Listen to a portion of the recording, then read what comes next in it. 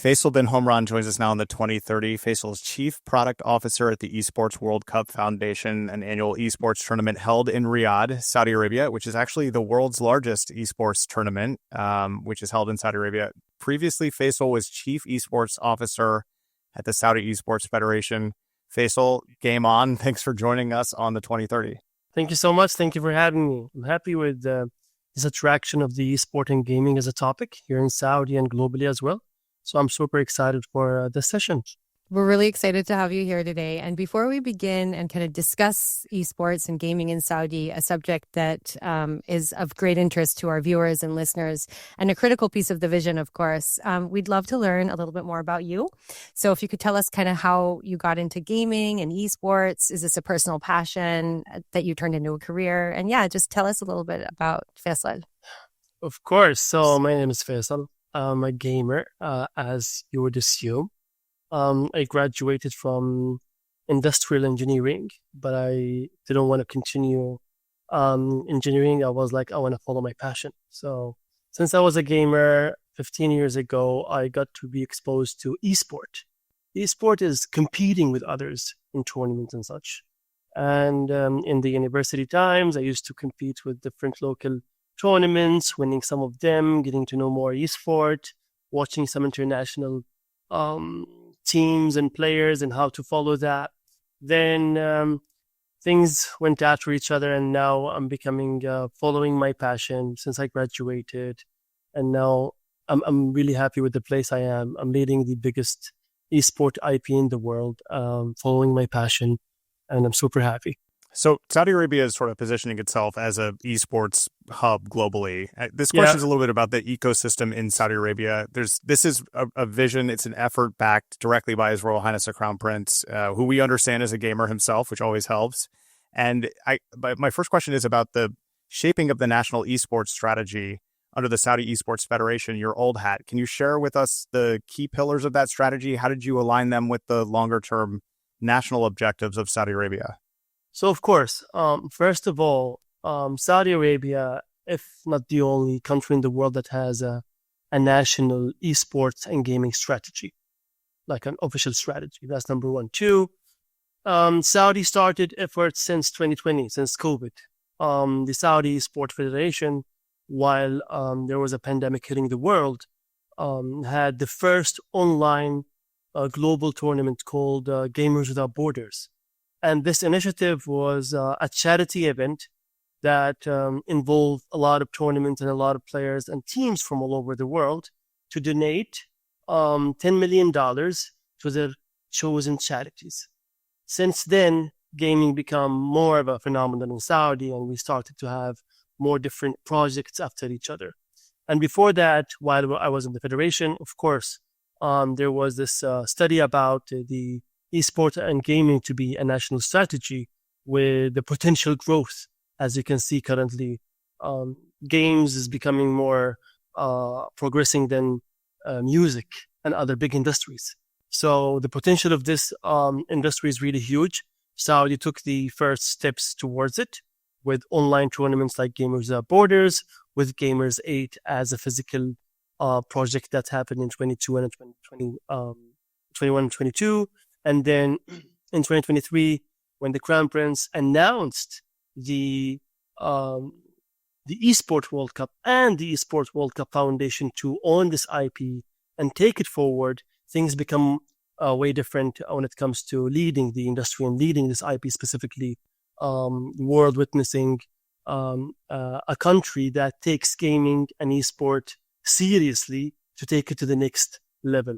That's something really helped us previously, and the communication with publishers, clubs become more serious. When we try to speak with publishers or teams before, it's like, hey, we want to do something here. But after the big announcement of the ESPORTS World Cup, everything turned to be different with, as you said, the Crown Prince being interested in being a gamer himself, but also about the esport itself. And I mean, to achieve this, there's a bunch of different organizations, right? You have the Saudi Esports Federation and, of course, Savi, an investor in the space backed by PIF. So can you walk us through the different organizations, the separate roles and how they're contributing to this goal? And specifically, can you explain how they're working together? Of course. So as an ecosystem, you have the Esports World Cup Foundation, who owns and execute the Esports World Cup. You have the Saudi Sport Federation that owns the local IPs and local tournament and responsible for growing the talent and leading the national team to perform on global level. And then you have one of the PIF subsidiaries, SABI, which is responsible of investing in the different industries or different ecosystem when it comes to gaming or esports or even game development. As you know, SABI has different subsidiaries. One is Steer that develop games, one called EFG, which is the biggest esporting gaming operator, and also other subsidiaries that's around the ecosystem of this. How do we work together? Of course, our main partner in EWC to operate is EFG, to operate this biggest IP. And of course, with Saudi Sports Federation owning the infrastructure, the relationship with the local clubs, the relationship with the local IPs that qualifies to Esports World Cup. So there's a big team that is aligning together how to achieve the Saudi esports and gaming strategy together when it comes to the different scopes. So as we understand it, there's physical developments going on as well in esports. I mean, Qiddiya, Neom, and elsewhere, these places are building sort of esports districts and dedicated physical spaces to esports. Can you talk about how that sort of fits into that ecosystem that you just described? Of course. So speaking futuristic-wise, we have Qiddiya would be the home of esports World Cup, and they announced the gaming district as well. So there is a lot of players in the esports scene. One is clubs, one is publishers, and the third one is IPs like the Esports World Cup. So we work together how to work with Qiddiya to be there in the future. That's number one. Of course, another player is Neom when it comes to the game development and publishing and such. So these different stakeholders play together in one symphony that they focus on different scopes that complement each other. But at the end of the day, our goal is clear to make the Saudi Arabia the center of the game, and Riyadh is the hub of the sport internationally. And it's interesting because I feel like when we were talking right before we started recording about, whether or not we're gamers and what platforms and consoles we're using. And I think that there's a lot of appetite for esports in the kingdom, but I'd really like to know from your perspective, who's driving that interest in the space? Consumers, as well as investors, and just in general, like where's all the energy coming from other than from the top? Okay, going one step back, gaming is a huge industry. Esport is the pinnacle of the competition. So gaming is huge. It depends by the publishers, the demand, the influencers, the consumers, and such. When it comes to the esport, one of the things that I really always answer when you say esport, it's not one game. I'm not taking FIFA or EAFC or Overwatch. It's different disciplines all over this spectrum of esport that's controlled by the power of the publishers, as they own the IP and they control the access to it. There are some popular games, yet not accessed by the MENA region, for example. Lucien, for example, today is a professional player for Game X, but he cannot qualify to the World Cup or the World Championship because of the connectivity. So a lot of things that control that. One is the publishers, one is the appetite of the consumers, and sometimes the influencers' impact on how those games communities can survive or be active moving forward. So, as you said, yes, there's a lot of players to control the appetite and the scene of different communities and games. But that's why we have the Saudi Esports Federation to engage with the communities, to get a feedback. That's why the Esports World Cup choose the best games out there globally to introduce in the platform of the World Cup every year. Yeah, and let's dive a little bit deeper into the Esports World Cup. Again, this is the largest competitive gaming event on the planet. Tell us about how the event has grown since its launch, what you guys have done to grow it, and then how you seek to grow it further here and continue that global dominance and ensure that the EWC really becomes a global cultural phenomenon. Yep.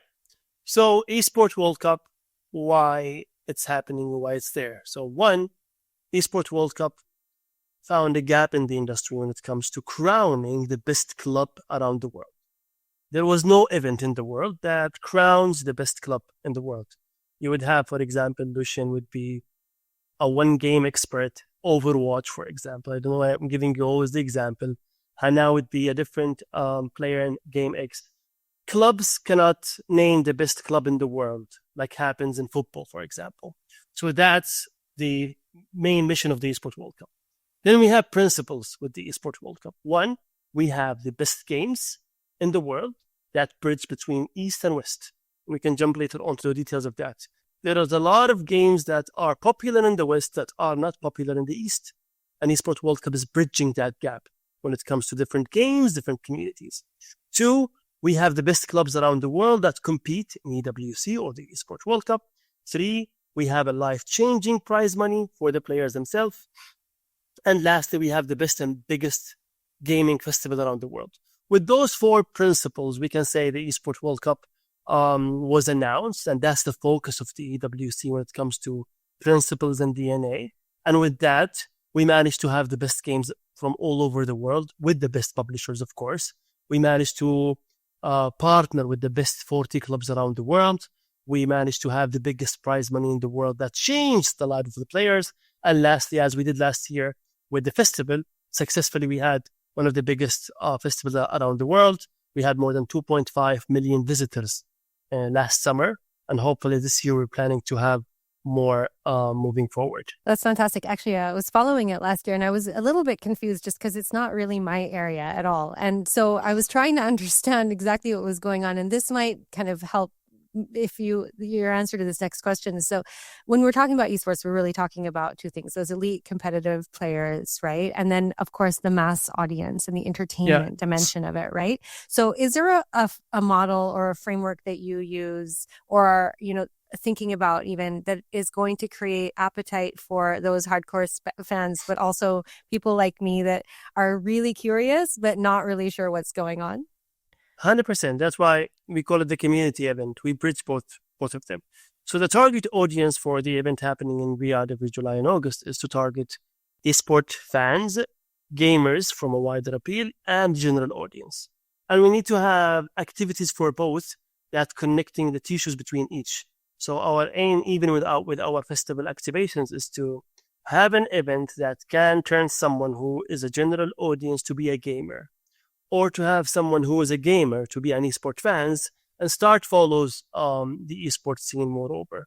So when it comes to our fourth pillar, which is the festival, we try to have a diversity in the content that cater for all. Families with their kids, gamers with their different hobbies, and lastly, the esports fans who are traveling from all over the world to attend a Counter-Strike event or a Call of Duty event. So we're trying in the festival, which is happening in the Boulevard, trying to cater all of those different segments to have a full 360 target audience. So organizing events, any event, if it's a dinner party, if it's FII, it's never easy, right? It's always easier than it looks. And you have visitors coming from all over the world to come to Saudi Arabia to compete in these events. It's got to be a heavy lift, right? To put on such a big show, the world's largest. Can you give us a little bit of a behind the scenes look at how that goes, and maybe any information you can share about the upcoming EWC in 2025? I've been part of the Giga Project Gamers 8 and then EWC. So you need an amazing team behind. And we have in the foundation an amazing team that can take that heavy lifting, as you said, Lucien. But two things. One, heavy planning that start the year before. So when you think that we are currently planning already for 2025, no, we're planning also the year ahead as well, because 6 months is not enough to satisfy the expectations, the growth of the industry, the audience, and everything else. So we have a great team and great partners locally and internationally that work strategically with us to plan and enhance everything towards EWC. For example, last year we had 22 tournaments. Then this year we have 25 tournaments. That means I need an additional stage, an additional arena that need to be built. And we found the space in the Boulevard, but it was not an easy challenge, to be honest. Then, and I wanted to put that in two different perspectives. One is planning and execution. When it comes to the planning, it's super heavy. We have an amazing team that plans with us when it comes to the festival, the esport, the clubs and players relations, the publishers management, the strategic sponsorship we have with the international sponsors. All of that is running in the planning. In the execution, what people don't maybe know, and I would talk more about it, it's a marathon. It's 7 weeks. It's 8 weeks. It's not a weekend event. That the first event I've done 3 years ago with Gamers 8, I remember we had the feedback from week number 1. It was an 8-week event. Then the team was telling me, Faisal, okay, we'll do it next year. I was like, no, we are 8 weeks. So each week is a project by itself. I want to say the feedback from the community corrected in the next week. So it's heavy execution as well. We're agile. We listen to the feedback from the players, publishers, and the community, the players themselves, to enhance moving forward. So it's our my fourth year as heavy lifting. We have an amazing team. I thank them every day because sometimes we have different challenges with dealing with different stakeholders.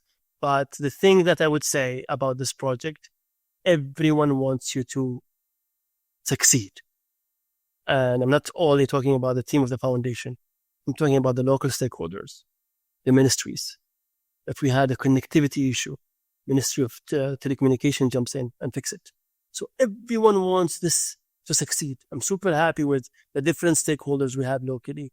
We never had an issue that no one wanted to help, like some of the projects that you might find out there. So we have an amazing team, but we have an amazing partners that we're super happy and comfortable to deal with. And this year will be one of the greatest year for ESPORTS World Cup or the gaming festivals around the world. I would challenge anyone who has 10% gaming in them to come and enjoy. Lucien, please come to the EWC. You'll enjoy. Hanaa, please come to the EWC. You'll love it. You'll have an amazing experience going through the different sections or districts or experience. You would find something that you would love and enjoy or share with your family. I'm sure my kids would love it, actually. And I probably would enjoy it as well. I mean, if you especially, I was just recently in Japan and I went to Super Mario World in, which was, I was like reliving my childhood of all of the games. Yeah. And I spent hours and hours playing Mario, both on the original console and then on Super Nintendo. But I think like there's got to be a lot of, and you mentioned stakeholders, but there's got to be a lot of other adjacent industries that are growing as a result of the work that you're 100%. Doing. And I would love to hear a little bit more about kind of what excites you in that space. So one of the industries that, of course, we work with, sports, which some people see it the same, but last year we had a lot of engagement and projects with football players. Why? Because they own esport teams. And you have a lot of football gamers as well. I'll give you an example. Neymar last year visited us as one of the commitment to be done in WC. Then we were surprised the week after that Neymar's agent is calling. And we were like, why is he calling? And he's like, he was super happy. He want to come and enjoy again. Like, okay. He loves to watch Counter-Strike and play Counter-Strike. Then, surprisingly, another visit the week after that didn't stop. So we found a lot of football gamers that are interested in esport, either by owning a team or investing in a team that participate in the ESPORTS World Cup, or them being gamers themselves. So that's one of the things that I love always about sport and esport when it comes to they're adjacent to each other, especially that some of the games we're having this year is originally coming from the sports team. We added this year chess. So we have chess as one of the titles in esport. And we have Magnus Carlsen, Hikaru, the top players coming to EWC and compete in the esport version of that sports. So there's a lot of industries that grows adjacently with esport, entertainment, music. A lot of the projects we're working on to have our own song of the year. We have an opening ceremony happening on the 10th of July. So a lot of things that are interconnected with the entertainment movement happening in Saudi that are crown jeweled by the sport or esport as well. Yeah, that's fascinating. And Faisal, you mentioned something a little bit earlier. I think, because esports is changing so quickly, And we were talking a little bit about how you guys are evolving, adapting to continue your sort of dominance and achieve the goals laid out in the vision. Technology is really changing rapidly as well. You have new platforms, you have blockchain gaming, AI game design. I mean, there's a lot going on in technology in general, which of course affects your work at EWC. Are you guys focusing more and more on mobile? Is there a way to future-proof a mega event like the one you're doing so you are always ahead of the trends? So that's a great point. When I said previously that there is games popular in the East, not in the West. For example, East use more mobile games than the West, and more games there are dominant.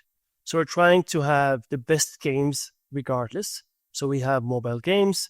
We're covering most of the genres out there when it comes to strategy, sports, MOBA, hero shooter, FPS. So we're trying to cover all the spectrum of genres in esport that consist those different technologies. One of the things we're doing, with our research and development, we have a look on the upcoming games coming out there. And one of them is the virtual reality games that we test in our festival, but not yet in our competitive scene. So we have a look with our partners, publishers, and the new comers when it comes to different games. And we engage with them and we test the technology with them. So we're ahead when it comes to any new games out there. We have an engagement with them. We do a lot of festival activations with them. But overall, if there's a game that is super big and has big community around the world and has a big viewership and the publisher is supporting it, you will find it in EWC. That's why our principle is to have the best games from all over the world. And I don't know if we've covered this yet or not, but are you also kind of supporting in the development of new games? For instance, just referencing something, I recently read a novel, Tomorrow. I don't know if you know about it or have read it. Highly recommend it because it was about basically people developing games. It was very creatively done. But I found that whole process was super interesting as well, and just kind of who was going to buy the new games and how they were positioning things. So I wonder if that is also something that you're supporting or thinking about supporting in the future, locally and internationally. 100%. So 2 elements. The esport competitive part, that's clear. That's for anyone who watch esport and come to enjoy the competitive part. For the festival part, we announced different initiatives. One of them is called Festival Stars. So if you're developing a new game, you can come to the festival and showcase it to the public. And there's a lot of different B2B events that happen to have investors or companies to invest in those games. So DWC is a platform for anyone who would develop a game or interested in new technology to showcase it in the festival part. So both of them complementing each other. And so, yes, we are engaging with a lot of game development locally and internationally to showcase it in EWC. And we have also connecting the B2B event, whether it's investors, publishers during the event itself, to connect them with those future games, upcoming games, hopefully to be joining EWC officially as one of the best games in the world. Before we wrap up, what games do you play? I'm putting you on the spot, but what games did you grow up playing? What games do you play now? If you're allowed to say without sounding impartial, what do you like to play? I used to be a professional FIFA player, which is EIFC now.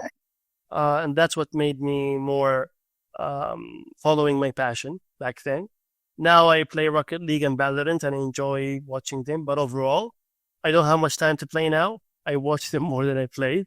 So that's one of the downside of becoming part of the execution of the EWC. You watch them more. But hopefully after the event, I'll have more time to enjoy playing the games I like. I was just going to say, I heard that, I don't know if this is one of the games, but Battlefront is making a comeback online. And I don't know if you've heard of this or not. But my kids were very excited about this because they play it offline, but found it really boring and stopped.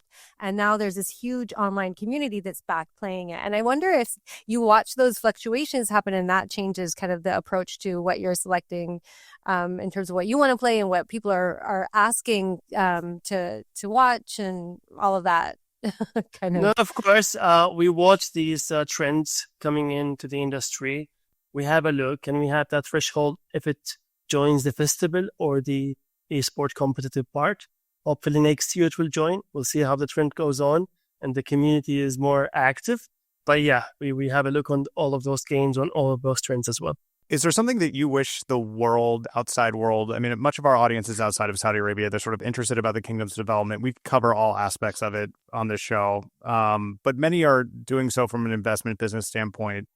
Is there anything that you wish the sort of outside global gaming communities, especially in esports, you wish that they understood better about Saudi Arabia, what you guys are doing? At anything kind of beyond the typical headlines you see, which is what we do on this podcast, but sort of the human stories behind what's going on in esports in Saudi Arabia? 100%. I've been within the movement of esport in Saudi, and I've noticed some of the misunderstanding going on out there. EWC, or the project happening in Saudi, is not to control or dominate the industry. Most of the event we're doing, the IPs we're doing, is with alignment with different regions and stakeholders. Example, publishers. If publisher have a qualifying event, we don't want to do our own. We want to work with those partners. So if you notice EWC as a project, the planning phase is to engage with as much partners and stakeholders from the international ecosystem to make it happen, rather than doing it our own way. Publishers, we follow the trends and the recommendation they're doing. The different operators from all over the world, we're not dealing with one only Saudi company that operates that. No, if there's a good qualifiers or a good event happening in China or in Japan or in the US, we're going to deal with them. So we're here to support the ecosystem and try to make it sustainable with the different events happening. So if you have an idea, if you have an event that can be part or be within EWC, we're more than happy to engage. We're more than happy to talk, as long as there is value for both parties. I'm going to let Lucien wrap up, but before I do that, I want to ask you one last question, which is, how do you get the energy to get up every day and plan this event that is going to be very long, very intense, and incredibly dynamic? So I have around 15 years experience in esports since I started competing. I'm one of the few lucky people that do something they love. And honestly, going every day to the work, doing the thing I love, seeing it grow, seeing those small stories, when I said a life-changing prize money with those different teams, fuel me to do more. I love to see the community grow. I love to see different stories that are successful for different people around the industry. So I'm lucky to work in something I love. I think that's the main reason of me going to work every day, happy, smiling. Sometimes I'm grumpy, but most of the time, hopefully, I'm smiling. But yeah, so I'm super happy and lucky to do something I truly, truly love and I believe in, that will be the number one sport in the future. Hopefully, in 10 years or less, we'll all witness that esport is not a phenomenon or a movement. It is one of the biggest sports out there. Faisal Bin Homran, Chief Product Officer at the ESPORTS World Cup Foundation, with the annual esports tournament coming up in Riyadh this summer. Thanks for the invitation for that. I will hope to take you up on it. Same with Dr. Hanaa. If not her children, she may send her delegates over to represent. But this was really great. Thanks so much for taking the time, Faisal.